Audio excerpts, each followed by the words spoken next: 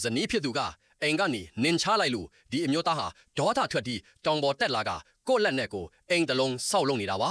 ငယ်စဉ်ကတည်းကမိဘမဲ့ထိခရလို့အိမ်ထောင်ကြပြီးနောက်ဇနီးဒီကိုပဲသူ့ရဲ့တဦးတည်းသောမိသားစုဖြစ်မှတ်ယူပြီးအရန်ချစ်ခရတာပါသူဟာနေ့စဉ်မမောမပန်းအလုပ်လုပ်ပြီးရသမားလစာကိုဇနီးလက်ထဲအကုန်အပ်ကဒီလိုအနစ်နာခံမှုကအိမ်ထောင်ရေးကိုတာယာစေမယ်လို့မျက်စိမိတ်ယုံကြည်ခဲ့တာဖြစ်ပါတယ်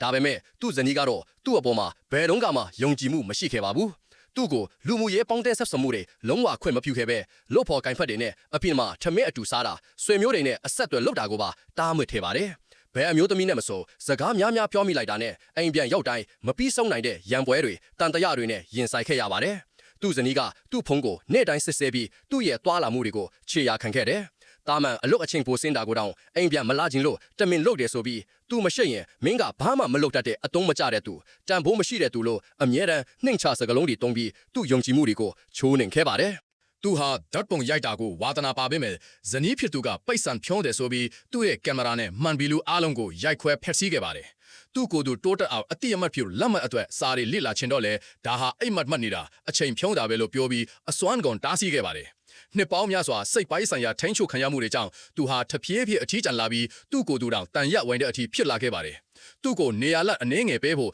ဇနီးဖြစ်သူကိုသူညှိနှိုင်းဖို့စ조사ခဲ့ပေမဲ့သူမကတော့ဒါဟာသူ့အပေါ်အချစ်မရှိတော့တဲ့လက္ခဏာလို့မှတ်ယူပြီးပို့ပြီးတင်းကျပ်ခဲ့ပါတယ်။တနေ့မှာတော့နှစ်ပေါင်းများစွာမတွေ့ရတဲ့ငယ်သူငယ်ချင်းတယောက်ကအလဲလာပြီးသူတို့နှစ်ယောက်အတူတူထမင်းစားခဲ့ကြပါတယ်။ဒါပေမဲ့သူအိမ်ပြန်ရောက်တဲ့အခါမှာတော့ဇနီးဖြစ်သူကလုံးဝပေါက်ကွဲသွားခဲ့တယ်။အိမ်ကပစ္စည်းအားလုံးကိုရိုက်ခွဲပြီးမိသားစုကိုတစ္ဆာဖောက်တယ်လို့ဆွဆွဲကသူ့ကိုအိမ်ကနေနှင်ထုတ်ခဲ့ပါတယ်။အဲ့ဒီအခိုက်အတန့်မှာပဲသူဟာဒီအိမ်ထောင်ရေးဟာအချစ်မဟုတ်ပဲအကျဉ်းချထားတဲ့လောင်အိမ်တစ်ခုသာထင်မှန်မြင်သွားခဲ့တယ်။ဒါကြောင့်ပဲသူဟာတောင်တန်းတွေကိုစိတ်ပိုင်းဖြတ်ပြီးရှောက်လန်းဝင်ရောက်ကလွတ်လပ်တဲ့ကဘာကိုတိဆောက်ကိုဆုံးဖြတ်ခဲ့တာပါ။အယိုးရှင်းဆုံးနီလန်တွေဖြစ်တဲ့တစ်ခုတာနန်ရန်ဆောက်တာကို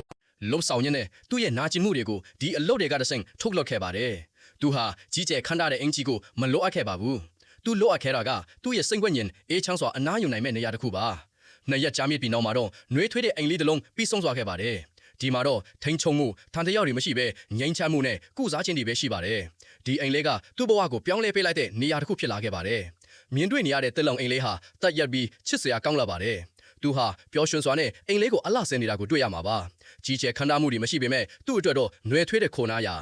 အရင်လိုစောင့်ကြည့်စစ်ဆေးခံရမှုတွေနဲ့တန်တရားတွေကနေသူ့လွတ်မြောက်သွားပါပြီတောင်ပေါ်ကလေညင်းတစ်ပင်ရနံ့တွေနဲ့အတူသူ့ကိုသူပြန်လဲကုတစားနေပါတယ်တကယ်တော့စိတ်ချမ်းသာမှုနဲ့လွတ်လပ်ခွင့်ကဘဝမှာတန်ဖိုးအရှိဆုံးဖြစ်ပါတယ်ဒီတစ်လုံးအိမ်လေးကိုကြည့်ရှုသူတို့ကတော့အမတ်တရမှာဘလို့ပေးချင်ပါသလဲ comment မှာရေးသားခဲ့လို့ရပါတယ်နောက်ဗီဒီယိုမှာပြန်တွေ့ကြမယ်